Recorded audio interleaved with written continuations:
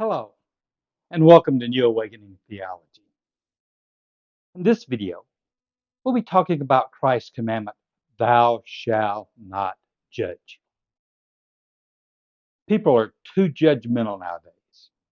I can tell just by looking at them. A 50-year-old lawyer who had been practicing since he was 25 passed away and arrived at the pearly gates for judgment. The lawyer said to St. Peter, "There must be some mistake. I'm only 50 years old, and that's far too young to die." St. Peter frowned and consulted his book. "That's funny," he said. "When we added up all your billing records, you should be at least 83 by now." Okay, the last joke. A Rottweiler, a Chihuahua, and a cat all die and appear before the judgment seat of heaven. God asked the Rottweiler, "Why should you get into heaven?" The Rottweiler says, "I protected my family for years and died saving them from a crazed killer." God says, "Well done, boy. Come in and sit by my right hand." "Now about you, Mr. Snuffles," the Chihuahua says, "I didn't die heroically, but I did provide love and comfort to an elderly lady in her last years." "Good enough. Come in and sit by my left side," God says. And he turns to the cat. "How about you? Why should you get into heaven?" The cat looks up and calmly says, "Because you're in my chair." Okay, be sure to hit the like and subscribe buttons so you will not miss any of my videos. In Matthew 7, verses 1 through 2, we read, "Do not judge, or you too will be judged. For in the same way you judge others, you will be judged, and the measure you use it will be measured to you."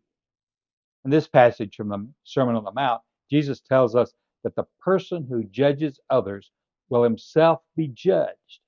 Jesus tells us this because when one person judges another, he or she assumes a divine prerogative. Final judgment belongs to God. Those who seek to judge others are, in a sense, trying to take the place of God. But just what is judgment? Wikipedia gives the following definition: judgment is the evaluation of evidence to make a decision. The term has four distinct uses: informal, opinion expressed as facts; informal and psychological, used in reference to the quality of cognitive facilities and adjudication capabilities of a particular individual. This is commonly called wisdom or discernment. Legal, used in the context of a legal trial to refer to finding, statement, or ruling based on a considered weight of evidence. This is called adjudication. Then there's religious, used in the concept of salvation to refer to the adjudication of God in determining heaven or hell for each human being. Now, is Jesus telling us not to engage in judgment, or is he just concerned with certain types of judgment? Jesus warns us not to assume God's prerogative to condemn the guilty. However, he tells us that we should discern truth from error. You can find this in Matthew 7:15-23. I believe that Jesus was speaking about the first and last of the uses of the term judgment: informal opinions expressed as facts, and religious, used in the concept of salvation to refer to the adjudication of God in determining heaven or hell for each and all human beings. First case, it can lead to false teaching and the development of false doctrine. The expressing of ideas is fine as long as they are not confused with facts and everyone realizes that they are subject to error. The second case would be taking for ourselves the authority of God, attempting to set ourselves up as God is the essence of sin. But God does expect us to discern truth from error. In Matthew 7:15-23, we read, "Watch out for false prophets.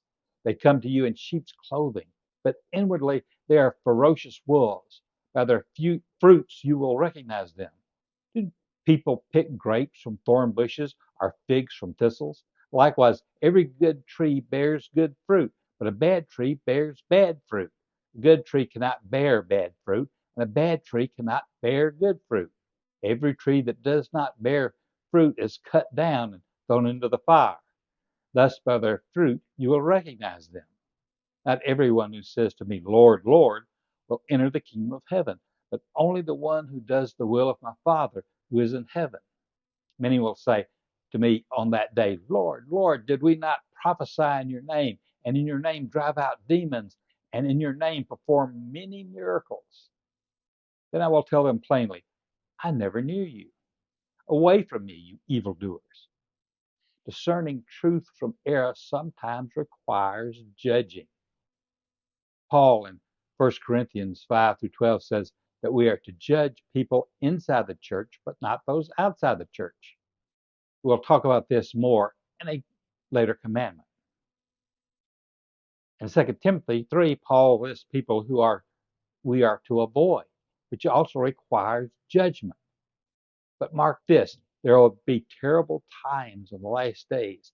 People will be lovers of themselves, lovers of money, boastful, proud, abusive, disobedient to their parents, ungrateful, unholy, without love, unforgiving, slanderous, without self-control, brutal, not lovers of the good, treacherous, rash, conceited, rather than lovers of God, having a form of godliness, but denying its power.